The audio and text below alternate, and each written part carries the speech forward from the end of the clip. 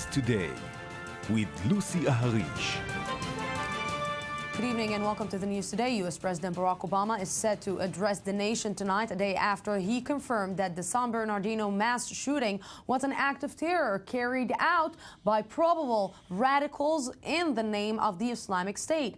It comes as Britain experienced its first attack on home soil since voting to join the U.S.-led air campaign in Syria.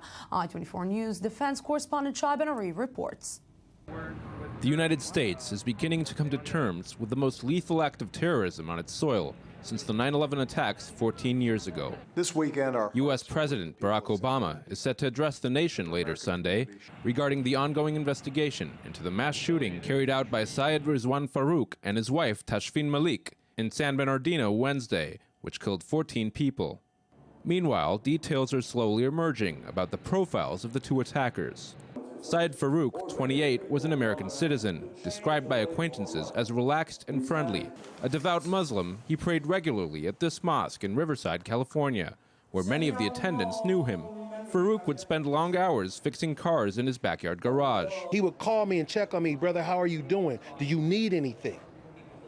My car has been sitting in the parking lot for a year and no one offered to help me, and they know me. But this brother told me, just get the money for the parts, I will fix your car for free. That's the kind of guy he is.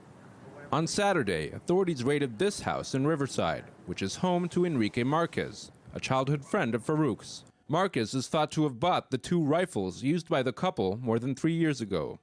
Marquez checked himself into a mental health facility after the attack Wednesday. But he and Farook had not been in contact for years, and authorities do not believe he was involved in the plot. In the weeks before the attack, Syed Farook stopped attending mosque prayers. This was noticed, as he was fairly well known in his community. The same could not be said of Tashfeen Malik. He went to Saudi Arabia, got married with his wife. I think she was from Pakistan, and she came to Saudi. They met in Mecca. They got married in Mecca at the Holy Shrine, you know, the Kaaba, the Haram it's called. And from there, they came back as far as I remember. Malik, who pledged allegiance to the Islamic State in a Facebook post on the day of the attack, was described as quiet, shy, and obedient. Because of her traditional garments, even close family members had rarely, if ever, seen her face. She spent much of her life in Saudi Arabia, but returned to her home country of Pakistan to study pharmacology in 2007. It was after this that one family member, who spoke to the LA Times, noticed a change, with Malik starting to call on her relatives to become, quote, good Muslims. She also said Malik's Facebook posts caused concern. Pakistani media have quoted conversations between U.S. and Pakistani officials, with the Americans reportedly mentioning ties between Malik and Islamabad's infamous Red Mosque, a shrine known to have ties to Taliban and Islamic State supporters. Residents of Malik's native town in Pakistan, Karor Lalisan, denounced her crimes. What Tashfeen has done is very bad. It is shameful for us. We don't want Muslims to do such things. Such people deserve punishment, and their cases should be dealt with by military courts. An incident in a London subway station Saturday night served as a reminder that homegrown terror remains very much a global threat. A man with a knife seriously injured one man and lightly injured two others before being overpowered by police who arrived within minutes. The 29-year-old attacker reportedly screamed, "This is for Syria," as he lunged at bystanders. You ain't no Muslim, bro. And with me here in the studio to discuss this is Amir Oren, government and defense analyst for Arts Daily newspaper. Good evening. Evening, Lucy. And David Effian, editor-in-chief for El Minor. Good evening. Thank you very much for joining me. And we're going just now, before we will start here in the studio, we're going right now via Skype to David Ben Naim, a journalist in New York. Good evening. Thank you very much for joining us. So, David, let's try to assume what President Obama is going to say in the address that he's going to hold just in a few hours. Barack Obama will deliver a rare Oval Office address tonight about terror threats in the aftermath of San Bernardino attack. It's only the third time the president will talk from the Oval Office since the beginning of his presidency. He will provide an update on the investigation, of course. The White House press secretary said that the president will also discuss the broader threat of terrorism, including the nature of the threat, how it has evolved, and how we will defeat it. He will reiterate his firm conviction that ISIS will be destroyed. The unknown is how he will increase the nature of the attacks, and if he will focus on defending terrorism in the U.S. military forces abroad.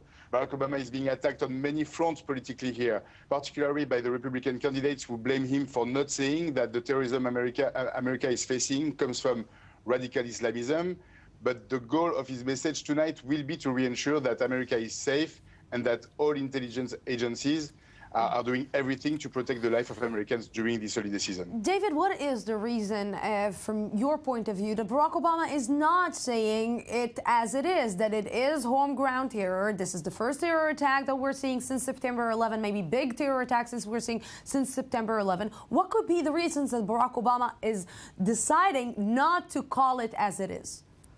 Well, first of all, it's not the first attack since 9/11 terrorism attack. There is the Boston Marathon bombing that has been there like 2.5 years ago. So we have to be aware of that. And ever since, like, all the agencies have been very concerned about homegrown terrorism, and they've been like working really hard to make sure that America is safe in this way. The reason why he doesn't want to say that it comes from like a radical Islam, he doesn't want Americans to make a huge mistake by thinking that all American Muslims are a danger, and that's a huge point. He's fighting a lot of critics, particularly on the Republican front, but Hillary Clinton is following her, for instance, and all the Democrat candidates, but that's the main reason why he doesn't want to call this terrorism from Islam radicalism. Yes, David Ben Naim, thank you very much for giving us this Skype call. I want to get back to you, gentlemen. We've been talking a lot about the so-called politically correct of the Americans, that it's driving them maybe to a place that the world is actually facing now in a totally different matter. And my question is, what is making them so scared to call it home ground terror, to call it that it is as it is, and just to say, you know what, yes, what we're facing here in the United States is exactly what the Middle East is facing and what Europe is facing right now? We are generalizing when we say the Americans. And if one were to simplify it, it's Democrats against the Republicans. And what Democrats are saying is basically, it's not them, it's us. It's gun control. It's the fact that you have access not only to handguns, to pistols in order to protect your family if an intruder comes in the middle of the night, but to machine guns, to bazookas, and to such assault rifles that anybody with evil designs can get. The Republicans say, on the other hand, it's not us, it's them. It's the Islamic State. It's Muslims, let's call a spade a spade. It's Muslims, it's Arabs, it's not us, Judeo-Christian Norwegians from Minnesota.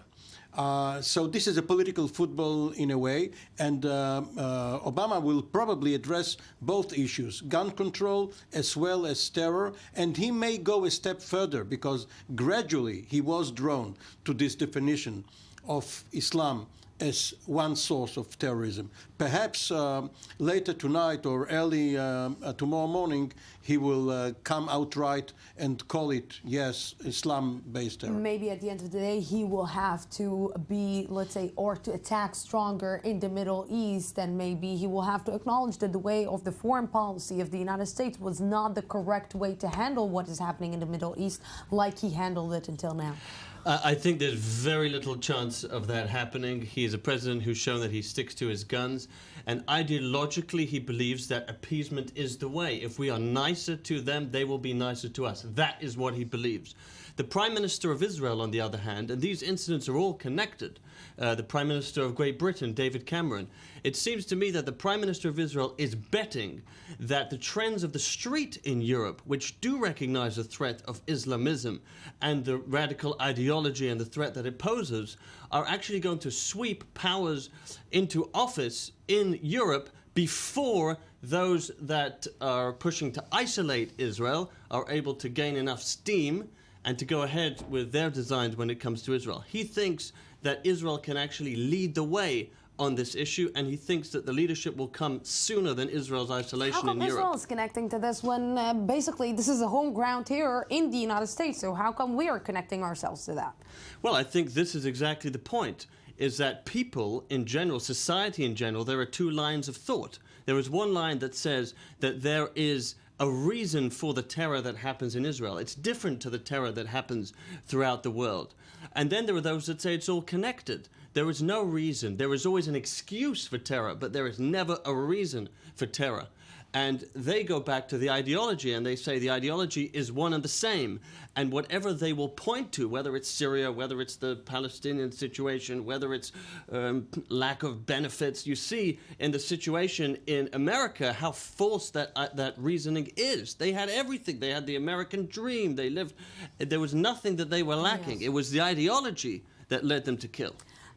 Gentlemen, thank you very much. Yeah, 10 minutes just... Because time flies when you have fun. Gentlemen, thank you very much for